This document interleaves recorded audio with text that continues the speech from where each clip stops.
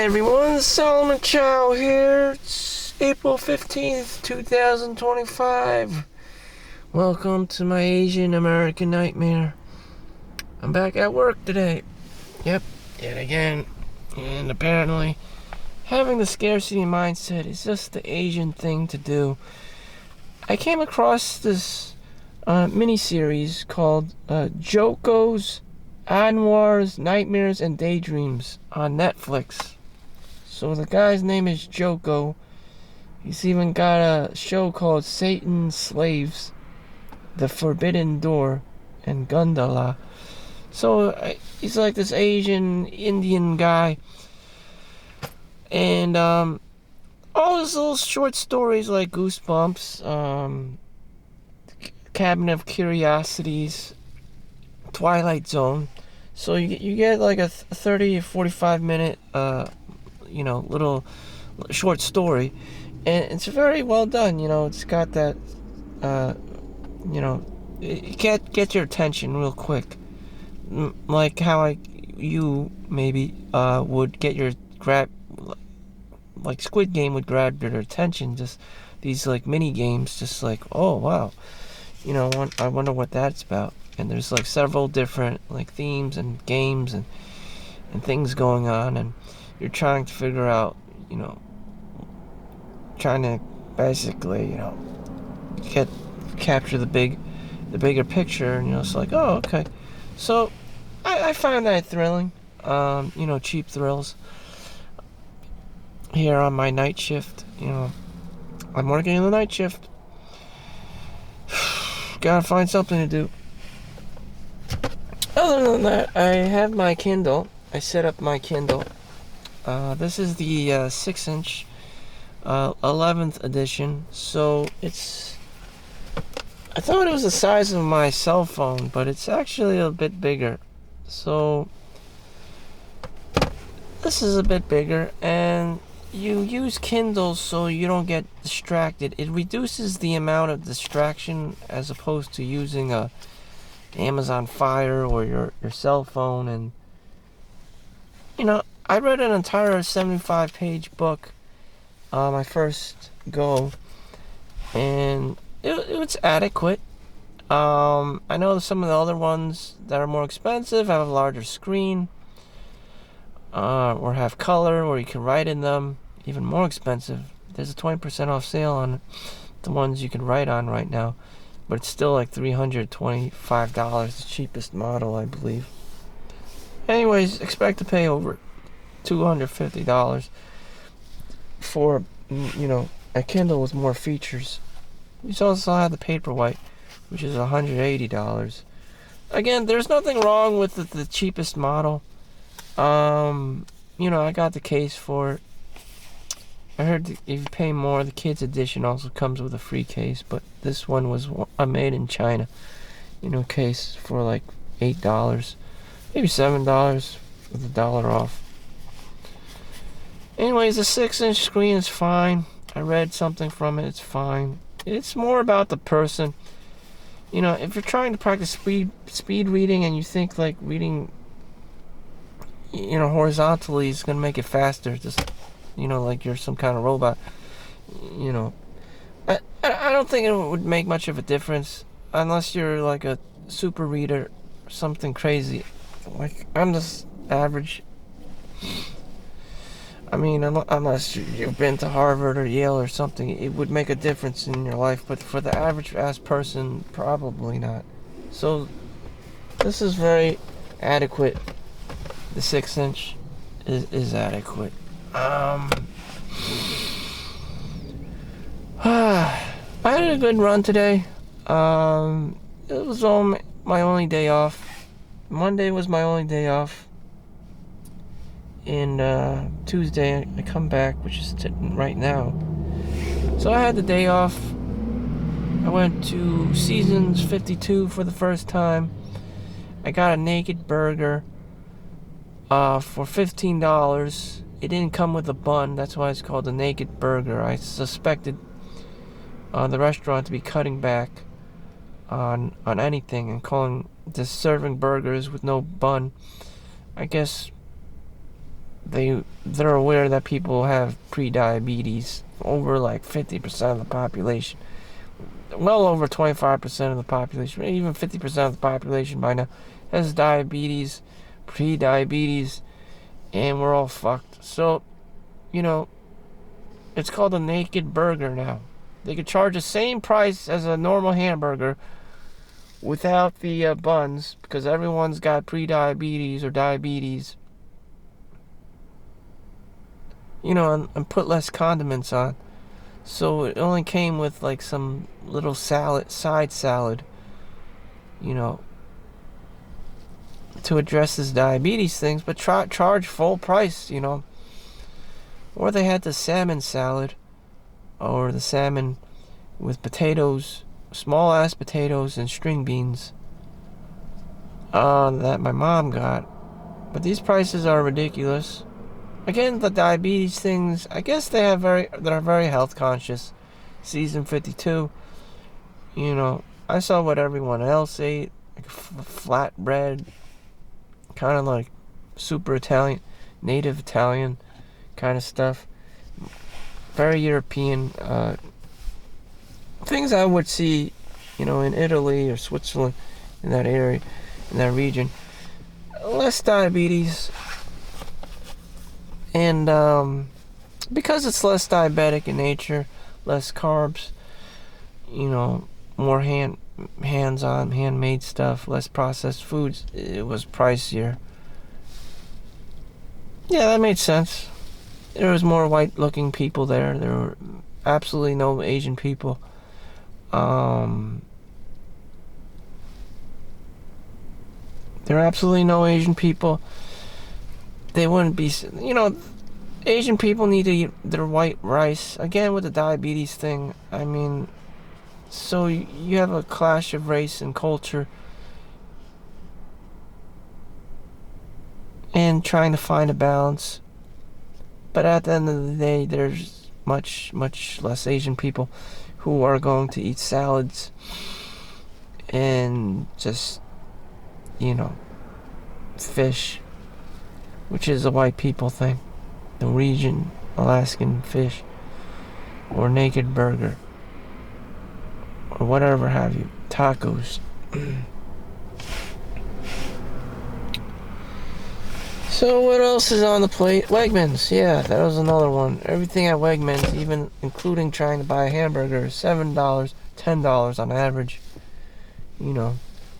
And then the French fries are like $5. Macaroni and cheese like $6. I mean, my God. Everything is like $10. French fries used to be like $3.25 or whatever at Five Guys, and now it's like $6. And it's just getting more and more expensive for the same goddamn thing. It's called inflation. It's called tariffs. Trump's tariffs. I don't know what you want to call it anymore. Jeez. Yeah, Wegmans. Again, you know, not too many Asian people. It's a white people store. And, it looked promising. You know, you could just tell the building, the structural integrity was a lot nicer than Mr. Chinatown. Dilapidated, wood, boarded, you know, gloomy, you know, lights and stuff. But yeah, Wegmans was pretty, you know, good looking, you know. And then, you know, it was more expensive. So yeah, that Asian cultural thing, Joko Anwar's Nightmares and Daydreams. A lot of these short stories about the scarcity mindset, about guerrilla warfare, about, you know, someone being greedy, someone wanting things, someone desiring more than that they can handle, someone trying to get rich quick overnight. There's this Asian obsession with having money or just not being poor. it was just in every one of his little short stories. I'm still watching it, but yeah, that was the main theme. Like, Asian people don't want to be poor or whatever, or mistreated because they're poor. We're living a shithole because they're poor. We're not being able to move because they're poor. And, they're summoning demons and angels, and that just seems to be the thing to be doing. Or embodying angels or demons or spirits and shit to get things that they want, or kidnap, said being, or, try to, like, meet said being. Like winning the lottery to get them out of this hellish situation or lifestyle, this low quality of life. I don't know. Is there such a thing? I think a lot of people do that shit. They're in a shitty situation or living conditions, and they just start summoning, demons and shit. Start trading, their bodies and people's souls in exchange for earthly possessions and material things. I don't know. Maybe that's how the real world works. I don't know.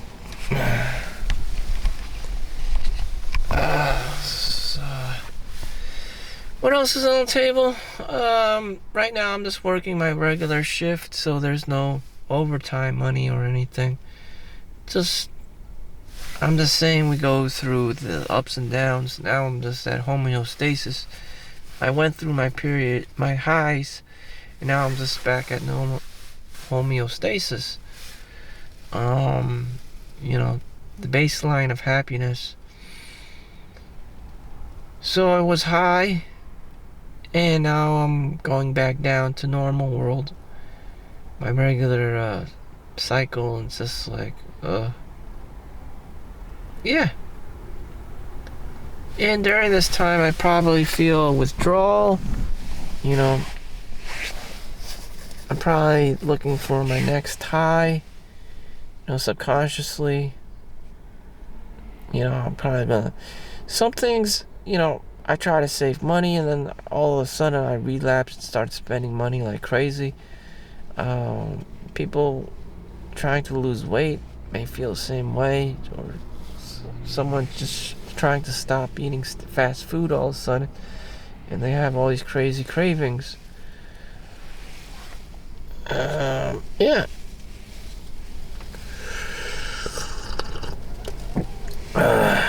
I got a little bit more time to burn. I post once a day.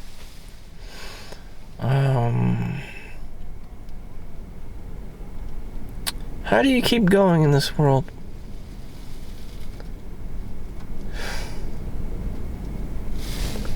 Quite frankly, I could just sit there and not give a damn, and it would feel like work to me. Or I would just plainly not care. Tomorrow will be a new day. Passivism.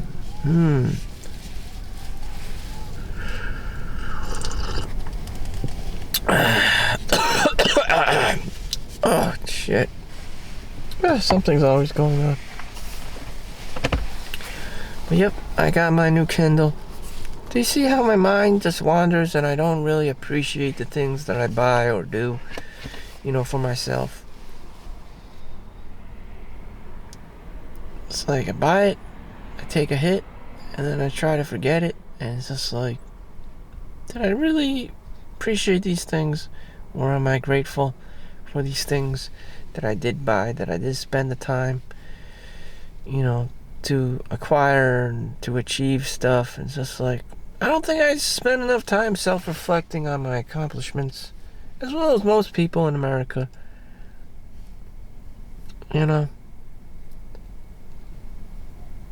That's why you gotta go homeless. Sometimes you just gotta go homeless so you can feel pain, so you feel the suffering, so you get down on other people's levels, and you can experience life like that. The hyper-competitiveness for survival. If you're always high, then you don't feel this. You can't reset your baseline of happiness. I believed as a poor Asian person, I believe I achieved a lot of these things, and that's why I don't appreciate or find gratitude in mundane things. It's terrible. It's terrible. I probably advanced beyond, what I deserve. I could have been born in China and have to go to school 16 hours a day and not see anything.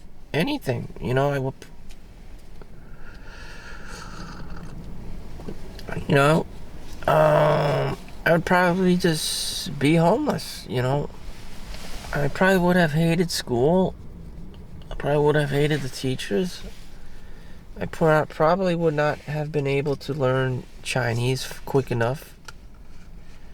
I wouldn't be able to compete with the other super native Chinese people. And I would just get fucked over and just end up working on a farm or something. I don't know. How I picked up English so fluently and quickly, I don't know. I did not pick up Chinese as fast. I